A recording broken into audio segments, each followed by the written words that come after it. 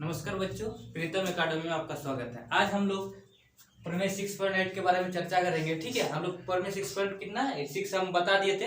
अब 6.8 के बारे में बात करेंगे। ठीक है, 6.8 क्या बोल रहा है, देखिए इसका डिफिनेशन क्या होता है। एक समकोण त्रिभुज में कर्ण का वर्ग मतलब स्क्वायर होता है, समझे। स्क्वायर होता है, रूट मतलब जैसे ये हो गया 2 का स्क्वायर क्या बोलेंगे वर्ग, 4 का स्क्वायर ये सब वर्ग हो गया। ठीक है, इसका मतलब वर्ग होता है। ठीक है, तो क्या बोल रहा है, कर्ण का वर्ग। तो ये जो त्रिभुज होता है, समकोण त्रिभुज का सबसे बड़ी भुजा क्या होता है, कर्ण होता है। तो कर्ण का वर्ग शेष दो भुजाओं के वर्गों के योग के बराबर होता है। मतलब कोई त्रिभुज है, ठीक है, देख लीजिए यहाँ पे एक त्रिभुज बनाए हम लोग।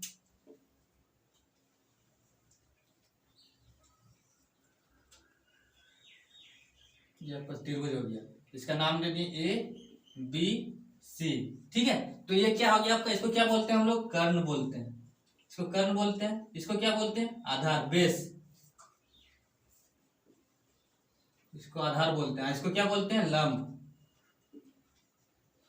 इसको क्या बोलते हैं, लंब। यानी ये लंब हो गया, ये आधार हो गया, ये कर्ण हो गया। तो आपका थ्योरम क्या बोल रहा है, एक समकोण त्रिभुज, ये समकोण त्रिभुज है, इसका कोण क्या है, ये वाला 90 डिग्री है। ठीक है, समकोण है। तो क्या बोल रहा है, एक समकोण त्रिभुज के कर्ण का वर्ग शेष दो भुजाओं के वर्गों के योग के बराबर होता है। मतलब इसका वर्ग शेष दो भुजा मतलब ये और ये आपका एक लंब बचा कर्ण, तो इसका वर्ग लंब का स्क्वायर प्लस आधार का स्क्वायर। तो इससे हम लोग क्या समझ रहे हैं कि ये पाइथागोरस प्रमेय है। पाइथागोरस प्रमेय क्या होता है, कर्ण स्क्वायर इक्वल टू लंब स्क्वायर प्लस आधार स्क्वायर। तो ये इसको क्वेश्चन दो तरह से पूछ सकता है। ये डिफरेंशिएशन दे देगा, दिखाइए कि एक समकोण त्रिभुज के कर्ण का वर्ग शेष दो भुजाओं के वर्गों के योग के बराबर होता है। ठीक है, ये वाला पूछेगा। या तो आपको क्या बोलेगा, पाइथागोरस प्रमेय को लिखे एवं सिद्ध करें, या पाइथागोरस प्रमेय को सिद्ध करें। तो ये दोनों पूछ सकता है, और इसीलिए और में लिख दिए। तो आप लोग क्या कीजिएगा, यहाँ से प्रूफ क्या करना है हमको। तो आपको क्या इसका इसे क्या पता चल रहा है आपको, इसका डिफिनेशन से क्या, एक समकोण त्रिभुज के कर्ण, त्रिभुज में कर्ण का वर्ग, कर्ण क्या है आपका AC, मतलब क्या आ जाएगा, AC वर्ग हो गया। इसके लिए क्या हो जाएगा, कर्ण का वर्ग लंब का वर्ग प्लस आधार का वर्ग। तो क्या आ जाएगा, FB स्क्वायर, FB आपका हो गया, FB स्क्वायर लिख दिए, प्लस किसका वो क्या है, दोनों भुजाओं के वर्गों के योग का। ठीक है, वर्ग हो जाएगा इसका, और इसका भी वर्ग हो जाएगा, FB प्लस BC का स्क्वायर। ये आपको क्या करना है, प्रूव करना है। ठीक है, तो सबसे पहले हम लोग क्या करते थे, उत्पत्ति। ठीक है, उत्पत्ति करते थे, या उत्पत्ति के जगह आप और एक लिख सकते हैं, नया और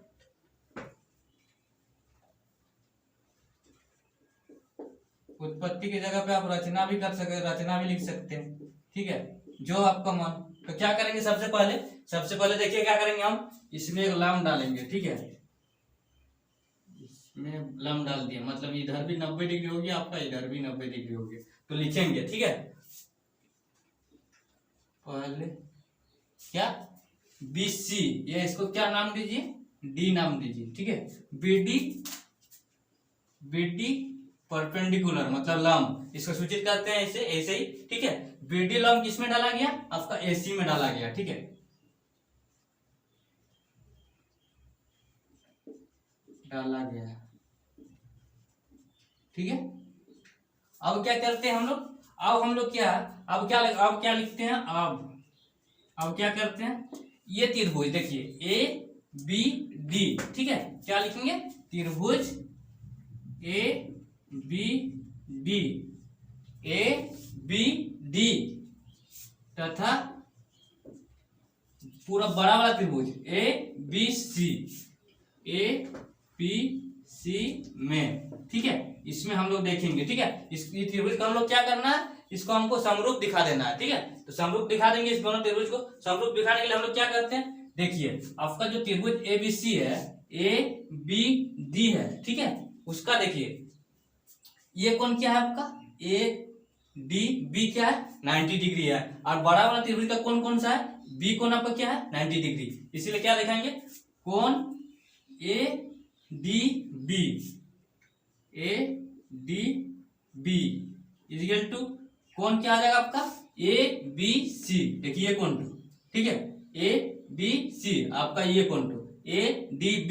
तो ADB इक्वल टू क्या आ जाएगा आपका, ABC कौन ABC कितना आ जाएगा आपका, 90 डिग्री।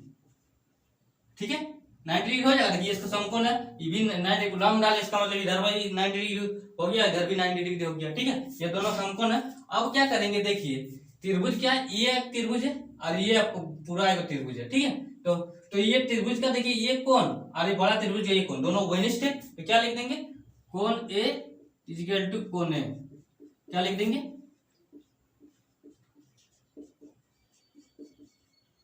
घनिष्ठ है। ठीक है, तो हम लोग जानते हैं अगर कोई त्रिभुज का दो कोण इक्वल हो गया तो उसको हम ए जो होता सर्वांग नहीं होता समरूप त्रिभुज के इस कसौटिया जो होता है उसका ए से हम लोग क्या कर सकते हैं, समरूप दिखा सकते हैं। या फिर हम लोग क्या करेंगे, तीनों ए, अगर दो को कोण इक्वल हो गया तीसरा कोण अपने इक्वल हो जाता है, तो हम लोग लिखेंगे इसीलिए त्रिभुज ए बी डी समरूप त्रिभुज क्या हो जाएगा, ए बी सी। ठीक है, तो क्या हो गया, ये हो गया समरूप त्रिभुज हो गया ये दोनों। ठीक है, तो और एक यहाँ पे आपको याद रखने वाला बात है, जो समरूप त्रिभुज होते हैं उसका भुजा क्या होता है, आपस में अनुपातिक होता है। तो लिखेंगे हम जानते हैं कि समरूप त्रिभुज के भुजा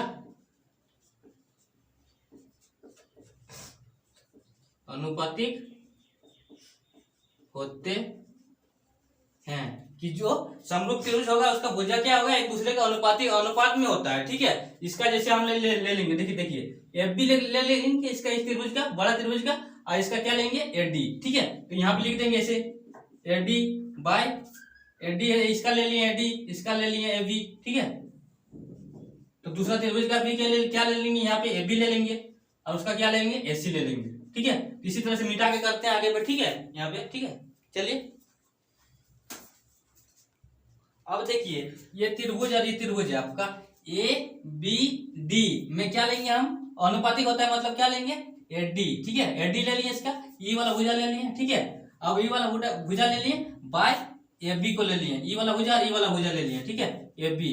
ठीक है, इक्वल टू अब ऊ वाला त्रिभुज का क्या लेंगे, ए बी सी का आपका क्या ले लिए, ये ए बी ले लिए, ए बी ले लिए, और ये आपका पूरा वाला लंबा वाला भुजा क्या ले लिए, ए सी ले लिए। ठीक है, देखिए इसका आपका देखिए ये वाला त्रिभुज जो था ए बी डी, तो इसका क्या हो जाएगा, ये आपका बेस हो गया, तो क्या लिए बेस ले लिए, और इसका क्या लिए इसका कर्ण ले लिए। ठीक है, तो क्या कर्ण क्या हो गया, ए बी। ठीक है, इसका कर्ण आप ले लिया, हम कर्ण क्या ले लिए आपका, ऐसे नीचे हो गया आपका, देखिए दोनों का कर्ण, जैसे ये त्रिभुज आपका, ये आपका इस तरह का दो को त्रिभुज है ना आपका, इस तरह का और एक त्रिभुज है यहाँ पे। ठीक है, दोनों देखिए समकोण त्रिभुज है आपका, ये भी। ठीक है, तो इसका क्या लिए, ये वाला ले लिए, इसका भी ये वाला ले लिए, इसका ये वाला ले लिए, इसका ये वाला नहीं लेना, बीच वाला नहीं लेना है आपको। ठीक है, ऐसी हो गया।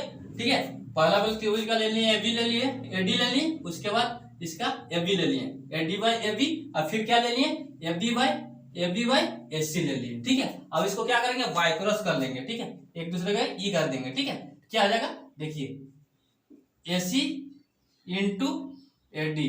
ठीक है, इक्वल टू क्या आ जाएगा, इससे से गुना कर देंगे तो क्या आ जाएगा आपका देखिए ए बी स्क्वायर हो जाएगा, ये हो गया आपका ए बी स्क्वायर। इसको क्या मान लिया, इक्वेशन 1।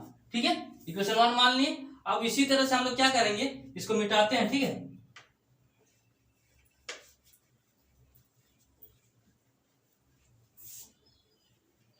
इसको मिटाते हैं। अब फिर क्या लिखेंगे, फिर इधर वाला त्रिभुज लेंगे बी डी सी, क्या लिखेंगे, त्रिभुज बी डी सी एवं या तथा कौन त्रिभुज, बड़ा त्रिभुज में ए बी सी में। ठीक है, दोनों त्रिभुज को फिर से सर्वांग ये क्या करेंगे, समरूप त्रिभुज हम लोग दिखाएंगे। तो देखिए त्रिभुज बी डी सी। ठीक है, बी डी सी का कौन वाला कौन आपका 90 डिग्री है, डी कौन 90 डिग्री है, लिखेंगे कौन B D C equal to कौन आपका A B C equal to कितना है, 90 डिग्री। ठीक है, 90 डिग्री है। अब फिर क्या लेंगे हम, इसका देखिए ये कौन, और दोनों में घनिष्ठ है, ये त्रिभुज में भी है, पूरा त्रिभुज में भी कौन सी है, तो क्या लिखेंगे, कौन सी इक्वल टू कौन सी। किससे लिखेंगे यहाँ पे, उभयनिष्ठ है, उभयनिष्ठ है। इसीलिए क्या आ जाएगा आपका, इसीलिए त्रिभुज बी डी सी समरूप त्रिभुज किसकी हो जाएगा, ए बी सी। कैसे हो जाएगा आपका, ए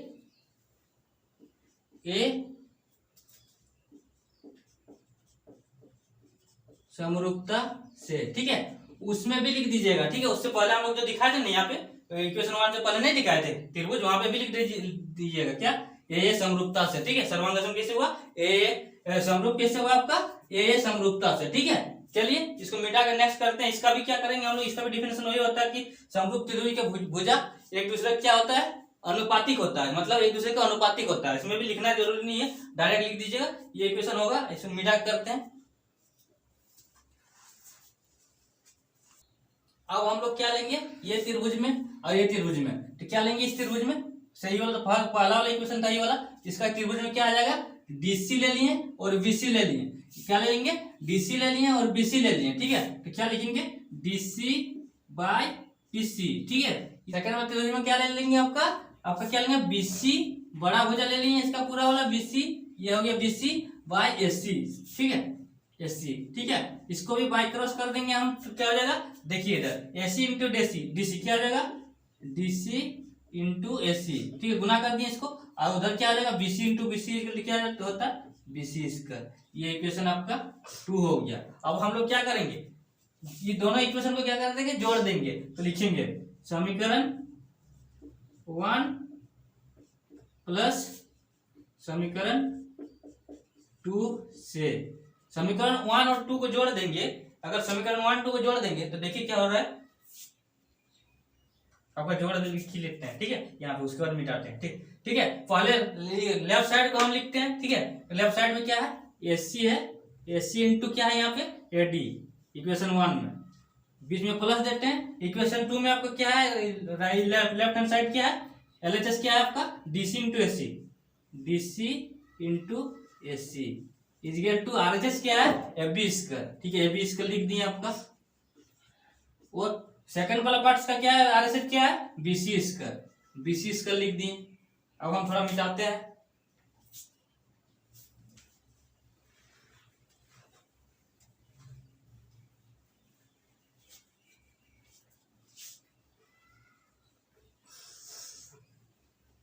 यहां पे देखिए आपका इक्वेशन क्या है, ऐड किए तो क्या है आपका, AC into AD plus DC into AC equal to क्या आ गया, एबी स्क्वायर प्लस क्या हो जाएगा, बीसी स्क्वायर, ठीक है, बीसी स्क्वायर आ गया।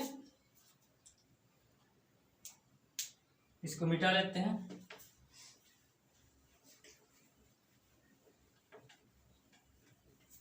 तो देखिए यहाँ पे ये इक्वेशन में देखिए आपका इक्वेशन क्या है, एसी और यहाँ पे भी एसी। इसका मतलब ये इक्वेशन से ये प्लस है तो इसका हम क्या ले सकते हैं, इसमें एसी कॉमन ले सकते हैं, ठीक है। एसी कॉमन ले लिए तो यहाँ पे क्या बचा आपका, एडी, एडी बच गया, एडी लिख दिए, प्लस यहाँ से क्या बचा, डीसी बचा, ठीक है। इक्वल टू आपका राइट हैंड साइड में क्या हो गया, AB square plus DC square, ठीक है, हो गया।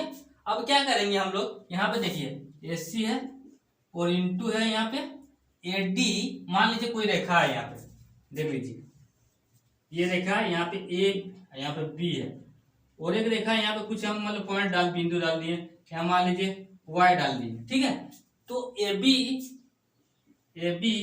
इजिकल टू क्या लिख सकते हैं, A Y plus Y B लिख सकते हैं, A Y plus Y B equal to A B होगा। तो देखिए यहाँ पे A D plus DC equal to क्या होगा आपका, देखिए क्या होगा, हम पूरा क्या है आपका एसी, एसी इजिकल टू क्या आ जाएगा, ए डी प्लस डीसी हो जाएगा। तो देखिए यहाँ पे A D plus DC equal to क्या आ जाएगा, A D plus DC equal to क्या आ जाएगा, एसी इजिकल टू आपका A B square plus BC square. और यहाँ पे आप लोग लिख दीजिएगा, इसीलिए क्या लिखिएगा, A D plus DC equal to क्या आ जाएगा, एसी, ये लिख के दिखा दीजिएगा यहाँ पे कि ये आपका है वहां से, ठीक है, लिख दिए। अब AC इंटू AC क्या हो गया आपका, AC स्क्वायर हो गया, इसका क्या आ जाएगा AB स्क्वायर प्लस क्या हो गया BC स्क्वायर। देखिए ये प्रूव करना था आपको, देखिए यहाँ पे ये वाला प्रूव करना था ना, AC square equal to AB square plus BC square, ये आपका आ गया। इसका मतलब क्या हो गया, कोई त्रिभुज के, ये तो आप लोग जानते थे पाइथागोरस थ्योरम में कि कोई समकोण त्रिभुज का सबसे लंबा भुजा का वर्ग उसके बाकी बचा दो भुजा जो है उसका वर्ग के योग के बराबर होता है। ये तो आप लोग पढ़े थे कि लंब कर्ण स्क्वायर इक्वल टू लंब स्क्वायर प्लस आधार स्क्वायर। इसको तो आप लोग सबको ही जानते थे, बट आज आप लोग इसका प्रूफ भी पढ़ लिए, ठीक है, कि कैसे होता है ये लंब स्क्वायर। देखिए ये समकोण त्रिभुज है, इसका कोण ये 90 डिग्री है, ठीक है। इसका सबसे लंबा भुजा क्या हो गया, AC हो गया, ये सबसे लंबी भुजा हो गया, ये कर्ण हो गया, इसका आधार ये हो गया। तो कर्ण का स्क्वायर क्या हो जाएगा, कर्ण मतलब AC का स्क्वायर क्या हो जाएगा, AB square plus BC square का जो वही है। देखिए AC कर्ण हो गया और क्या दो भुजा, बाकी दो भुजा है उसका स्क्वायर का वर्ग, ठीक है, क्या हो गया उसका वर्ग का जोड़ेंगे तो क्या आ जाएगा आपका उसके बराबर आएगा, ठीक है। इसका क्वेश्चन भी होगा आगे। चलिए नेक्स्ट क्लास बताया जाएगा, तब तक के लिए धन्यवाद।